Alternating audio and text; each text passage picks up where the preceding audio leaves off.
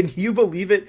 We are 2-0. My mind is blown. I'm so excited to talk about this team. So let's talk some TSM.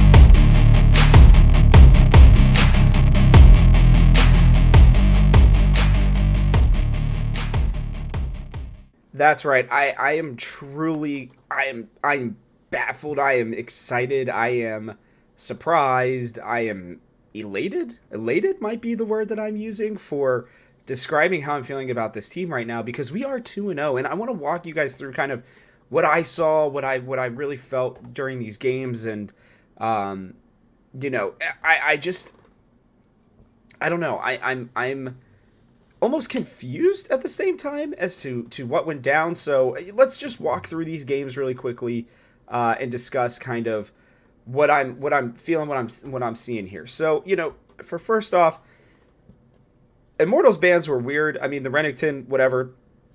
If Renekton's really that strong, I guess I was wrong on that one. By the way, I guess I had a total wrong read on the meta. I'd been watching some games. I didn't see much Renekton, but apparently he is pretty strong right now. So that is one of Solo's, best champions, to be honest. So they're gonna try to ban it away from him. That's no surprise here. But we step into this Immortals game, and I'm like, all right, what do we got?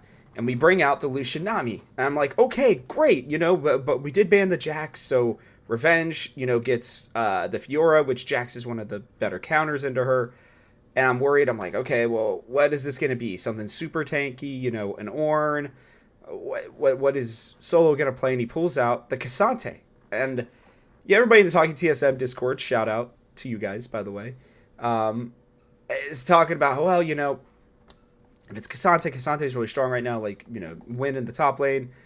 And I didn't have the same confidence because, this didn't feel like a great matchup initially. And it really wasn't, but that's okay. But before that, they ended up picking the Elise for Boogie. Now, I've heard Elise is strong right now in this meta. I think that's great. She's already got all of her pets with her, so you add in the extra 3 Pokemon, Bulbasaur, Squirtle, and Charmander, as Captain Flowers calls it. And, you think, okay, like, this is kind of working. I'm looking at Immortals team, and I'm looking at their top side specifically, and I think, Silas, Sejuani and Fiora, I think, are great picks. Really, like, I think they fit the people who are playing them.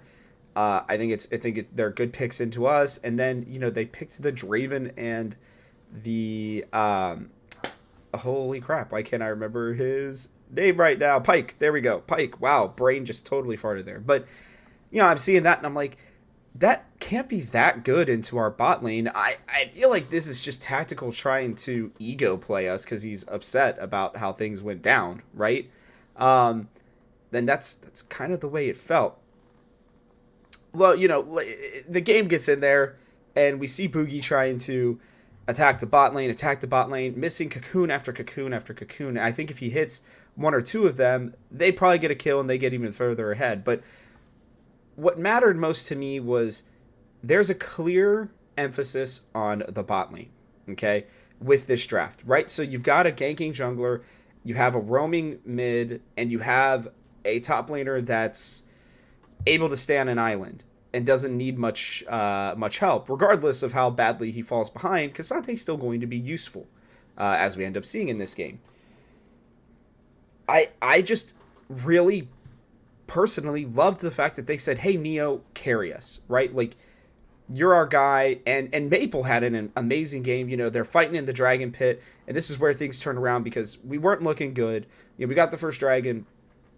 They started getting basically everything else. Our attempts in the bot lane were looking good. I didn't think Boogie was playing all that well. And then all of a sudden, like, they just went into one corridor and we got Neo ult, we got Maple with all of his abilities, well, Talia's abilities out, and like things just instantly start turning around. Chime's hitting great bubbles. He's knocking a lot of people up. And shout out to him for playing down on the academy team as well this week.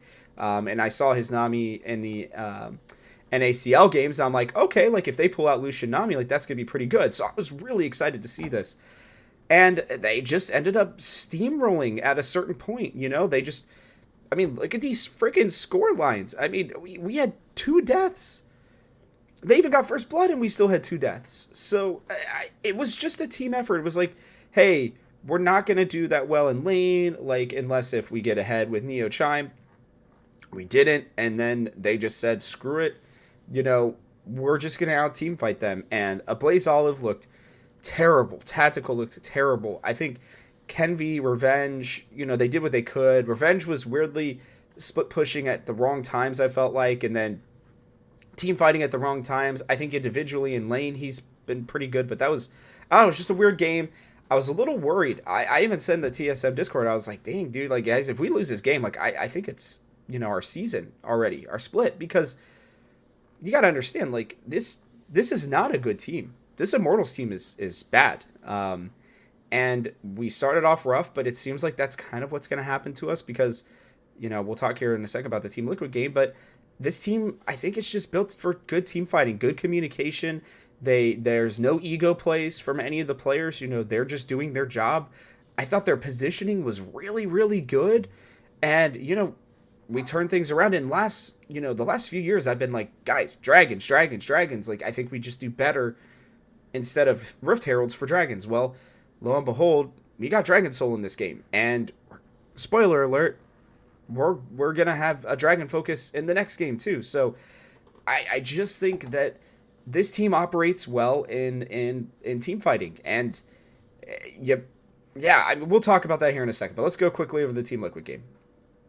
Okay, so Team Liquid game, very similar thing. Look, I mean, we were down 5,000 gold at one point, okay? Then we just had fights and we started turning it around. I mean, Solo is getting bullied up there in the top lane by Summit. Doesn't really matter. I think Boogie played a much better game. It seems like he's able to be aggressive. It sounds like from my interview, if you didn't see it with Chime, he talks about how Boogie is a pretty vocal player in calling out what they want to do. And, that makes me excited. Like, if he's finding a way to work with this team well, then that's not a bad thing. You look at, Neo and Chime got behind early. They didn't play as well as they wanted to, and that's fine. I mean, obviously, you want to kind of go balls to the walls, without a lack of a better phrase with Callista. And, Ashe, I think, is just annoying enough, especially, early on to be a problem, but especially late game. But as you can see, right, like, yeah, we're not getting everything else, but we are dragon stacking early. And that's forcing people to do what we want to do, which is team fight. Okay, so yet again, we do the bans, the Rise ban, the Jax ban, and then we honored, Pioshik with the Kindred ban. Totally fine. Solo's picking Ornn, so he doesn't want, to face, the Fiora. That's fine. They don't want to give Harry a comfort pick in Silas. I actually think Harry and Yon looked pretty solid this game. I think it was core Pioshik and especially Summit that kind of looked out of place. So, they'll have to clean that up. But I just loved what I saw from this team in this game. They just had the will to continue to fight, pick good positions. Maple is coming in at the right times. Neo, making the smart plays, right? He's focusing on the dragons. He's focusing on the barons during these fights because he knows that his rend is going to be just as important as Boogie's smite. And Boogie's smite has been pretty solid, by the way, so far. Even in that Immortals game, he had a really important Baron smite. And I think, okay, like, if Boogie can handle that kind of pressure, like, obviously was nervous in his first game. In this second game, he did a good job invading Pioshik, kind of pushing him off here. I mean, listen, guys, he literally went toe-to-toe with a world champion. Like, literally went toe-to-toe with Pioshik in this game. And I think Pioshik is really good. I think he actually made some pretty good plays that kept Team Liquid in this game once it kind of started rolling towards TSM's way. But it was Chime being an absolute freaking sniper from everywhere, man. I mean, it's like, I don't know if I'll ever forget. Summit's just walking in the bot lane, he's fighting against Maple, just farming, and then Arrow, just out of nowhere. I mean, he just shot it from Fog of War in the frickin' mid lane to nail Summit. Summit didn't even have a chance to react, and Maple scoops him up, kills him, and TSM are off to the races at this point. So I just want to say, like, in these games, I'm going to look at the stats, I'm going to look at that, but I'm also going to give you guys kind of my reactions to the players overall, what they talked about, and then I'll give you guys my player of the week. So let me do the reactions and everything first. It's clear that this team has a little bit of a chip on their shoulder, and I love it. Solo getting put, at the bottom of Fudge's tier list, and he's coming out like absolutely hyped. From what Chime said, like Solo's a huge leader and like motivator for this team, and you can tell. I mean, he's excited. He's constantly. He is the guy. He really is like a poor man's Impact, if you want to call him that, right? Like where he can just take a beating and it doesn't matter because he knows that he's helping the rest of his team by not falling far enough behind and then coming in and making a play. This is what we saw in the evolution of Hooney when he, really started to understand the value of being a good weak side player. I think Solo might be one of the 3 best weak side players in the LCS. Impact's up there, and I think Someday are up there too. I think he really, just knows how to absorb as much pressure as possible and then unleash it later on in the game when they need him to make plays, when they need him to hit crucial things of CC. And he likes this form. He likes being a tank. And it doesn't require him to have the best hands in the world or anything like that. So I think this is great. I really love this. I think Boogie really stepped up in a crucial week. I said week 1 was going to be important, and it was. The 2-0 is huge. I think he did enough in game 1 and did better in game 2 to where I am confident to say that I think he at least deserves for us to stop talking about Svenskeren for right now. I want to see what the development of Boogie look like. Sure, he's a little bit of an older player getting his first chance. I don't love that for the future, but for this split, next split, and maybe even next year, I'm cool to kind of see, what does he develop into? How can he show us? And I'm not committing to next year yet, or even next split, but I'm intrigued right now. Then there's not enough I can say about Maple, Neo, and Chime, okay? I think Maple looked absolutely outstanding. I think he was one of the best mid laners of the entire week, to be honest with you, of our entire Thursday, Friday schedule. I think he not only played, comfort, which this is great, but like he also picked a pick like in Maple or in Talia that I wasn't really expecting. I don't remember seeing any other Talias this week, and he looked comfortable on it. He understood what he needed to do on her to be good, and then he pulled out the Azir, and it was like he was so freaking smart, man. It was every time Harry would dive in, Azir ult out. Every time she would dive in, Azir ult out. So good. And then Neo and Chime just look like they're already working well together. I think Neo has our carry ability. That's what we want. He's looking like he did with Aphromoo, and that is the biggest compliment that I can pay to Chime because, guys, like, Aphromoo makes his AD carries better. Like, he may not always be the most mechanically gifted one or even the best decision-making one at times, but one thing he's going to do is make it so that his AD carry looks like a star. Neo could be one of those guys because Chime, I think, is that good. We are starting to see, I think, the true development of, at a minimum, a top 5 support in the LCS.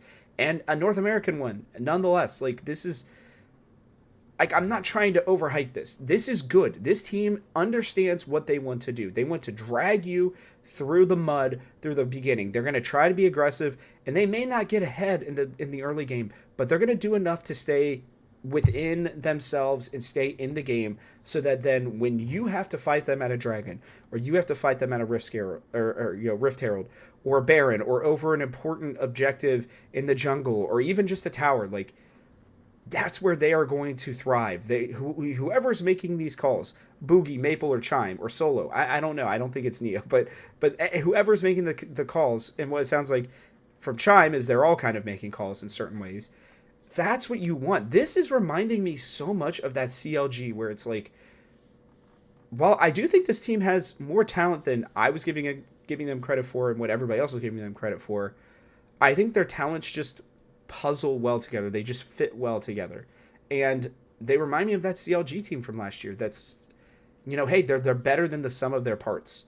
And, that's not meant to be as an insult. Again, I think there are some very talented players on this team. I think specifically our bot lane has been getting slept on. I think they're actually one of the better bot lanes in the LCS, and we'll have to see if they carry it over into week 2. We're going to talk about that later in the next episode, but I know this one's going a little long. Sorry, that was my personal alarm for something else, but I know this one's going a little long, but I just really wanted to give them their credit. I wanted to give them their due. I'm really proud of this team. I think they showed up when nobody except for us realistically were expecting it. I said that there was a chance they could 2-0. I really felt 1-1 was more likely, but I think they just outplayed Team Liquid in this game. I think they outbrained them. I think that they, found their comfort and they understand themselves. They understand the way that they fit in the puzzle piece that is this TSM team. And that is dangerous, especially early on in the spring split. Now, whether or not once all the rest of the teams are coming together, we're still going to look this good, I don't know. But this is a great start for this TSM team. And I am thrilled because, guys, 2-0 is important. We have talked about this. 8 wins get you into the playoffs, right? Now you have, what? So out of 18 games, we have to go 6-10 for the rest of the split at this point.